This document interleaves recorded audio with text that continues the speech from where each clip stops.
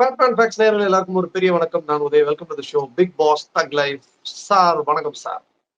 Welcome to Bigg Boss fat man and fat man thug life. Jai Sultan yes. Sir. So இன்னைக்கு episode பார்த்தது வந்து நமக்கு ஒன்று என்ன தெரியுது அப்படின்னா, Vijay Sethupathi sir fat and fakes பார்த்திருக்காரு.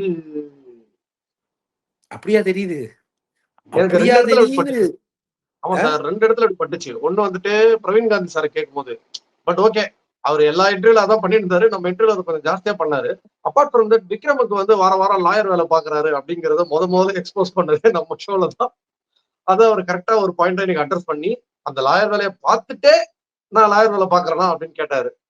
So உங்களுக்கு எப்படி பட்டுதா நம்ம ஃபேட் மேன் பார்த்தாருன்னு? அதாவது சார் சார் சமூகம் என்ன சொல்லுதுன்னா,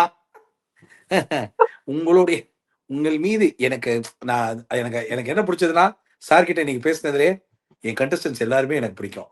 எனக்கு ஆதிரை ஏன் உட்காந்து தான் பேசுவீங்களா? எழுச்சி பேச மாட்டீங்களா? எனக்கு பிரவீன் காந்தி சார் நான் எல்லாரையும் பேச விட்டேன்னா அதெல்லாம் பார்க்கும் பொழுது அதையும் பார்த்திருக்காரு. அவர் பேசவே விட மாட்டாருன்னு அவர் வெளியே சொன்னதை பார்த்திருப்பாரு போல இருக்கு. என்னன்னா, நான் நடிக்க நீ நடிக்க, நீ நடிக்க நான் நடிக்க, ரெண்டு பேரும் ஒரே கோலாகலமா நடிக்க, வேற லெவல். வேற லெவல். சோ அது டச் பண்ணிட்டோம். சோ அதை முடிச்சுட்டு அதுக்கப்புறம் வினோத் விஷயத்துக்கு போலாம். சோ பிரவீனையும் வேணாவும் பேசினது. முதல்ல பிரவீன் உள்ள வந்து அந்த ஹியூமானிட்டின்னு ஒரு வார்த்தை ஒன்று சொல்லியிருந்தாரு. அதுக்கு ஒரு விஜய் சேதுபதி சார் பேசினது உங்களுக்கு டூ ஹார்ஷா தெரிஞ்சதா, இல்ல விஜய் சேதுபதி சார் பேசுனது கரெக்டா தெரிஞ்சதா பிரவீன் விஷயத்துல? நான் என்ன சொல்றேன்னா, ரெண்டு கேள்விக்கும் நீ நீ எனக்கு எப்பவுமே என்னடா, நான் ஒன்னு நினைச்சு கன்சீவ் பண்ணி ஒரு ஆங்கிள் யோசிச்சு வச்சிருப்பேன். இது ஏன் நடக்குது? ஃபர்ஸ்ட் இந்த ஷோல, இன்னைக்கு ஷோல கானா வினோத்தோடைய எலமெண்ட்க்கு அப்புறம் ஒரு விஷயம் வந்து நடக்குது. அந்த நடக்கிற எலமெண்ட் வந்து கம்ப்ளீட்டா சாட்டர்டேயோட ஈவெண்ட்ல கண்டஸ்டன்ஸை தொற்றவே கூடாதுன்றத சர்வ ஜாக்கிரதையா இருந்து ஆப்போசிஷன்ல ஒன்னு ட்ரை பண்றாங்க. அப்படின்னா என்ன ட்ரை பண்றாங்க, என்ன டிஃபைன் பண்றாங்கன்றதை தான் பார்க்கணும். அப்படி நான் பாக்குறது. இப்ப இன்னைக்கு ஷோல என்னோட டேக்அவே என்னன்னா, சரி ஓகே, ஷோல கண்டஸ்டன்ஸை வச்சு என்ன பேசினாங்க, கண்டஸ்டன்ஸ்க்கு என்ன டிப்ஸ் கொடுத்தாங்க, கண்டஸ்டன்ஸ்க்கு என்ன ஹிண்ட்ஸ் கொடுக்குறாங்க, கண்டஸ்டன்ஸ்க்கு என்ன மாதிரியான ஒரு பீப்புளை ப்ரொடெக்ட் பண்றாங்க, இல்ல டிஃபெண்ட் பண்றாங்க, இல்ல அஃபெண்ட் பண்றாங்க. இப்படிதான் பொதுவா ஷோவுடைய வீக்கெண்ட்ஸ்ல வந்து ஒரு ஷோ இருக்கும். இன்னைக்கு எப்படி இருக்குன்னா, ரெண்டு பேர் வெளியில போயிட்டு உள்ள வந்திருக்காங்க. சரியா? அதாவது ரெண்டு குரூப்பா, ஒரு குரூப் வெளில போன குரூப் உள்ள வந்திருக்கு. சோ உள்ள வந்த குரூப்ல இன்னைக்கு கண்டஸ்டன்ஸை ஒதுக்கி வச்சுட்டு இவங்க மேலதான் வந்து கண்டென்ட்டை த்ரோ பண்றாங்க. ஃபர்ஸ்ட் இவங்களுடைய இது எக்ஸாக்ட்லி, அதாவது எப்படின்னா, எப்படி இருந்தது உங்களோட ரிசப்ஷன், உங்களுக்கான வரவேற்பு எப்படி இருந்தது அப்படின்னும் போது எல்லாரும் வந்து எல்லாம் படம் கிடைச்சிருச்சு, வெப் சீரிஸ் கிடைச்சிருச்சு, அது கிடைச்சிருச்சு, இது கிடைச்சிருச்சு அப்படின்னு எல்லாருக்கும். ஸோ எல்லாரும் அவங்களோட அனுபவத்தை சொல்ற அந்த ஒரு பேட்டர்ன் முடிகிற வரைக்கும் எனக்கு இந்த ஷோ வந்து இப்ப அடுத்த செக்மெண்ட்ல என்ன பண்ண போறாங்கன்னும் போது அது பொம்பா ஒண்ணு பண்ணாரு. வந்துட்டு பிரவீன முதல்ல கேட்டது, அவர் வந்து லைட்டா அஃபெண்ட் ஆன மாதிரி இருந்தது. அதாவது என்னோட ஷோ, நான் ஹோஸ்ட் பண்ணிட்டு இருக்க ஒரு ஷோல நீங்க ஹியூமானிட்டி பத்தி பேசிட்டீங்க. அப்போ பாக்குற ஆடியன்ஸ்க்கு வந்து ஏதோ ஒரு ஹியூமானிட்டியை நான் மிஸ் பண்ணதை நீங்க அட்ரஸ் பண்ண மாதிரி தானே இருக்கும். ஆனா நான் என்னன்னு கேட்கிறேன் அப்படின்னாரு. But Praveen got twisted. அதாவது அவர் ஸ்ட்ரைட்டா கேட்டதுக்கு முதல்ல பால்னு சொல்லி, அப்புறம் கார் டாஸ்க்னு சொல்லி, அதுக்கு தான் நான் அமிச்சிட்டேனே அவன் தான் இல்லையே அப்படின்னு சொல்லி சுத்தி ஒரு மாதிரி மாட்டிக்கிட்டாரு. வியானாவும் அதேதான். ரெண்டு பேருமே பதில் சொல்ல தெரியாம வேற ஏதோ சொல்லிட்டாங்க. இப்ப லாஸ்டா ஷோ முடிஞ்ச அப்புறம் வியானா சொல்லியிருப்பாங்க, என்கிட்ட இருக்கு, நான் இன்னும் என் ஸ்டாண்ட்ல கிளியரா தான் இருக்கேன், எனக்கு கொஞ்சம் டைம் கொடுங்க, எல்லாம் நான் வந்து அட்ரஸ் பண்றேன் அப்படின்னு சொல்லியிருந்தாங்க. பட் அவர் கேட்கும் போது பதட்டத்திலேயே, இன்ஃபேக்ட் வியானா எந்திரிக்கும் போதே சொல்லியிருப்பாங்க நினைச்சேன் அப்படின்னு. சோ அந்த பயத்திலேயே இருந்தாங்களா? சோ ரெண்டு பேரும் ஆன்சர் ஏதோ வச்சுட்டு தான் உள்ள ஒண்ணு சொல்லியிருக்காங்க. அதை அவங்களால ஓப்பனா சார் கிட்ட சொல்ல முடியலன்னு நினைக்கிறேன். ஓகே, சோ ஒன் டேக் என்னன்னா, சரி இது ஏன்டா அவர் இப்ப ட்ரை பண்றாரு? வேற என்ன பண்றதுன்னு தெரியல அவருக்கு.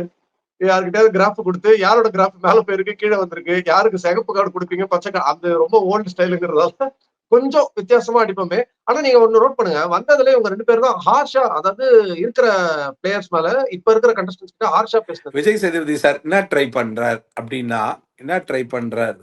அப்படின்னா, அவங்க கண்டஸ்டன்ஸை டிஃபெண்ட் பண்றார். அதாவது இந்த ஷோவை வந்து டிஃபைன் பண்ற புரோட்டோடைப்பா உள்ளுக்குள்ள வந்து யார் என்ன வகையான விமர்சனம் கண்டஸ்டன்ஸ் கிட்ட பிஹேவ் பண்ணாங்களோ, அதுல யார் வெளியில இருக்கிற கண்டென்ட்டை மைண்ட்ல வச்சுக்கிட்டு உள்ள இருக்கிற கண்டஸ்டன்ஸ்ல யாரோடைய இவங்க ஒரு வரைபடம் வச்சிருப்பாங்க, இவங்க வின்னர் ஆகணும், இவங்க ரன்னர் ஆகணும், இவங்க இதாகணும், அவங்க அதாகணும்னு. அதை யாரெல்லாம் கலைச்சு விட்டாங்களோ அவங்கள சுழுக்கெடுப்பாங்க.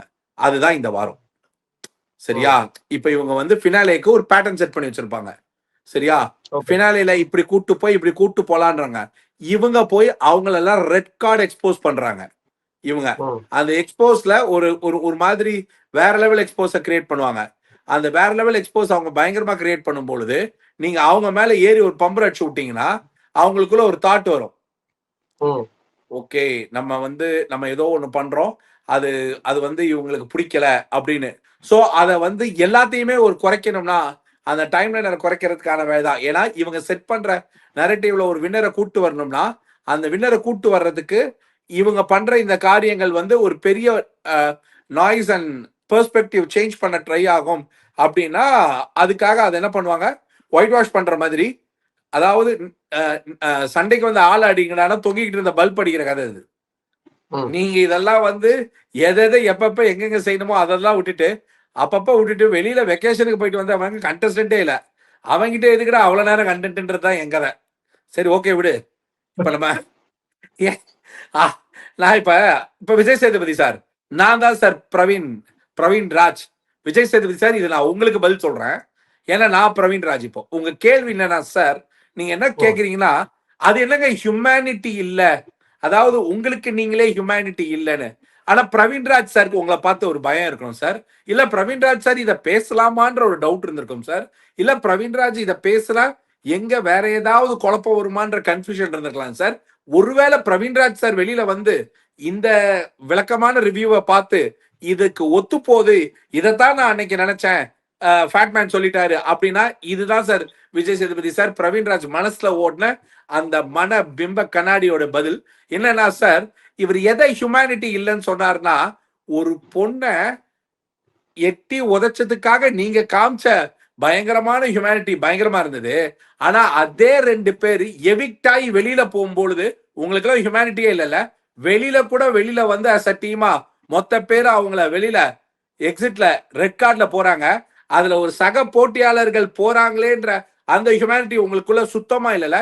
இந்த ஒரு ஆக்ட்ல நீங்க எல்லாம் ரொம்ப, நீ வந்து பார்வை கால மிதிச்சதுல, நீ அவனை தூக்கி கீழே போட்டதுல, இப்படி எல்லா இடத்துலயும் ஹியூமனிட்டிக்கு அகைன்ஸ்டா நிறைய நடந்திருக்கு. ஆனா ஹியூமனிட்டியே இல்லாம நடந்த ஒரு விளையாட்டை ஜஸ்ட் பிகாஸ் உங்களுடைய காமனான எதிரி வெளியில போறதுக்கு ஒரு சான்ஸ் கிடைச்சிச்சுன்னு ஹியூமனிட்டியே இல்லாம வெளில அனுப்பிட்டீங்களேன்னு சொல்றாரு விஜய் சேதுபதி சார். பிரவீன்ராஜோட பதில் தான் சார். ஹியூமனிட்டிக்கு இதை விட கிளாரிட்டியா ஹியூமனிட்டிக்கு பதில் சொல்லணும்னா எனக்கு எப்படி பதில் சொல்றதுன்னு தெரியல சார். இதுக்கு உங்களுக்கு டிஃபென்ஸ் பதில் இருந்ததுன்னா உங்களுடைய அடுத்த வாரம் சாட்டர்டே சொன்னா கூட நான் கேட்டுக்கிறேன் சார்.